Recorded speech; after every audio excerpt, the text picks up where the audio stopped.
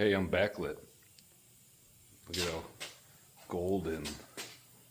Oh yeah, golden and oh, whatever. Just kidding.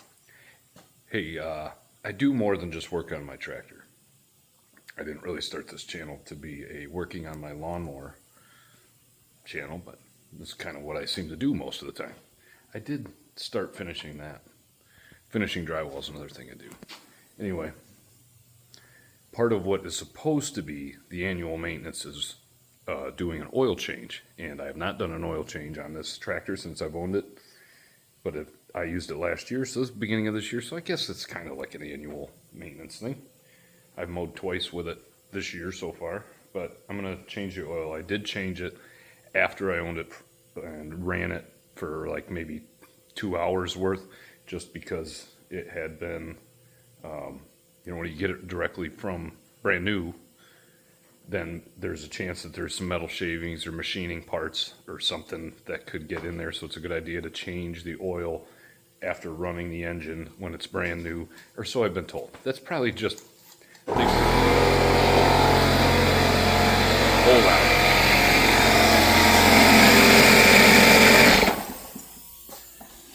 It's probably just big oil trying to sell more oil. Yeah. I'm on to him. But anyway, I'm going to change my oil. It's pretty easy on this tractor, if I remember right. So let's do it. So normally I'd give engineers a bunch of grief about the way they design stuff. There's the filter. Up there is my oil where I fill. But it's cool to see when somebody's smart and actually maybe has done an oil change in their life. This is the drain, like the low point for where the oil comes out, and that hose comes down and pops out right here under the frame.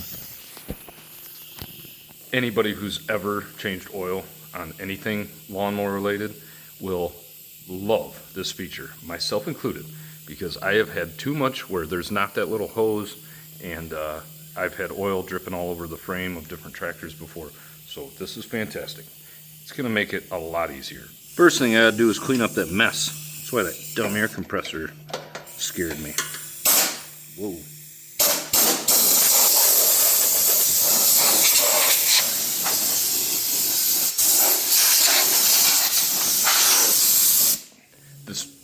This might not be obvious to everyone, but it's a good idea to drain the oil out of whatever you're doing an oil change on before you disconnect the oil filter.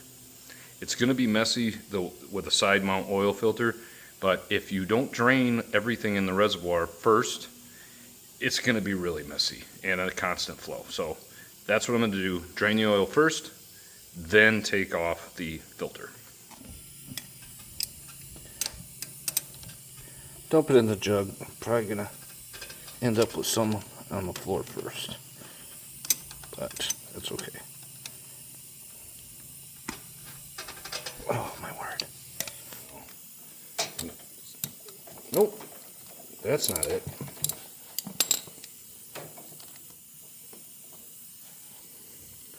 Let's try a 14 millimeter.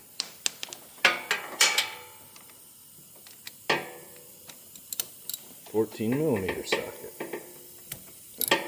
Oh my word.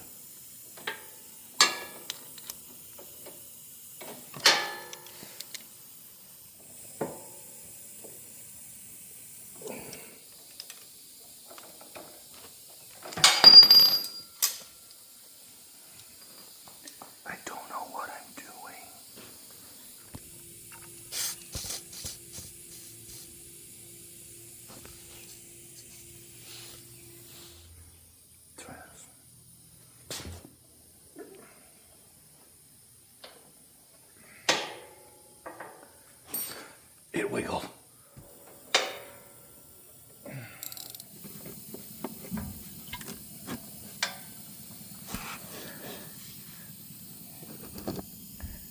That was way too much work.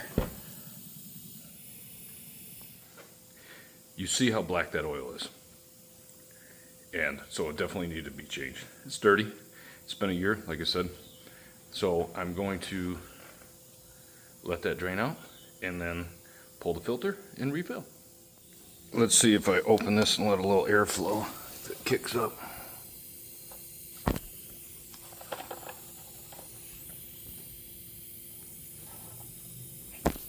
Yeah, not really. All right, let's try to take off the filter. Well, that turns 1,000 times easier. Let's see what it spills. You know what? Should put a rag.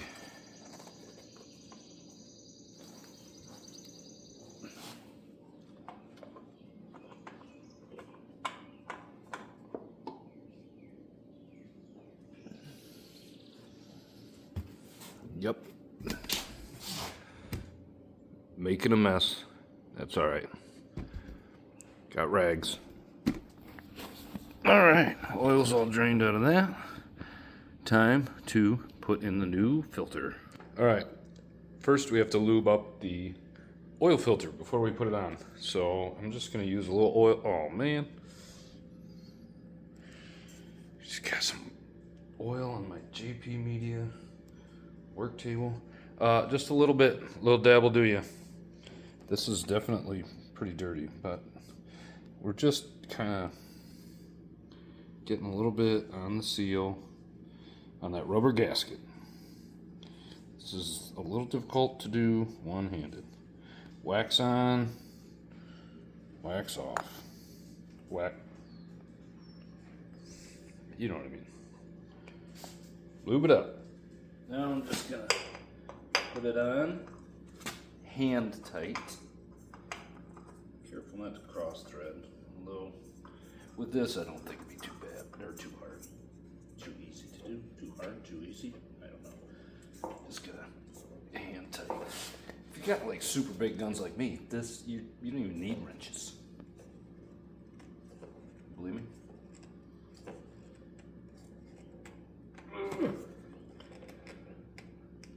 Okay, maybe I do need a wrench. Just gonna turn it a little bit. And be careful not to compress or dent the filter. Not too much. Oh, I still got a little more.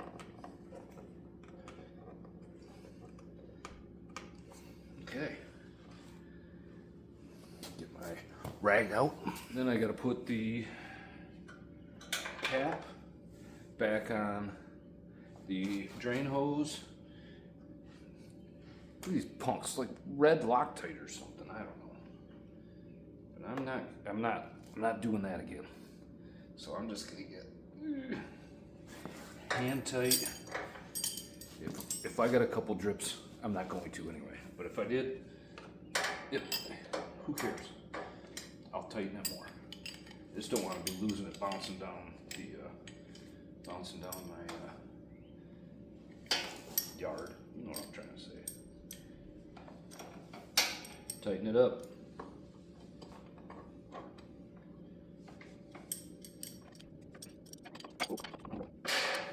That should be plenty tight.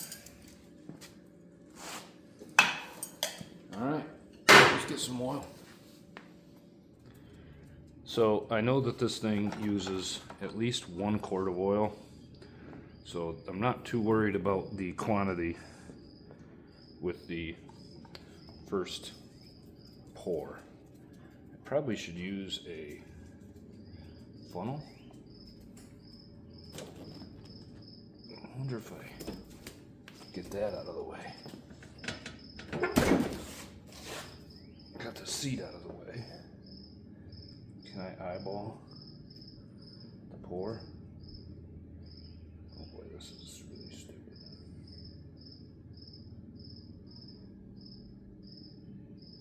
Getting it.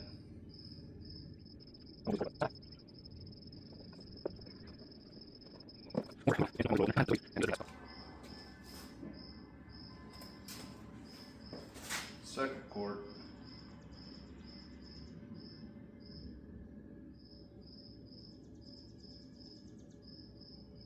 This should just be like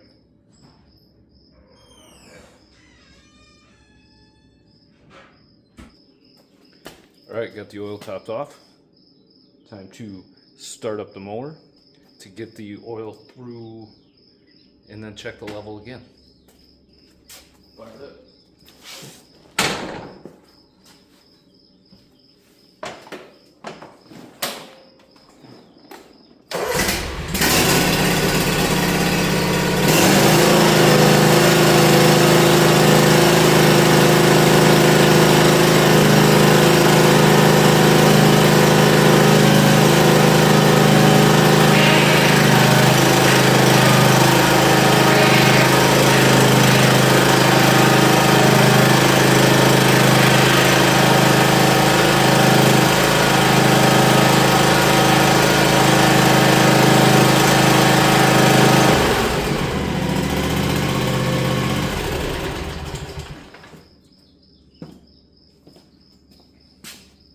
Got it. I'll probably run it again when I'm outside mowing. Double check it. I need a haircut. I'll double check everything and check the levels. I've got a little bit. I used about 1 3/4 quarts. So yeah, I've got a little left if I got to throw a little in there. Otherwise, spare.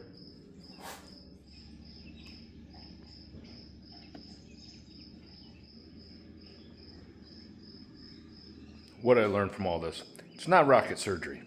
It's changing oil on a lawnmower. But it can be hard when the stupid people that built it use red Loctite on an oil drain plug. And maybe that's what you're supposed to do, but I don't like that. I'm gonna keep an eye on it. I ran it, I'm gonna run it again when I mow, and then also check the level, like I said. And I will also just check to make sure that nothing's leaked overnight or anything like that, meaning that I have to tighten something up. Check the oil filter and check on the ground to make sure nothing came out of that drain plug.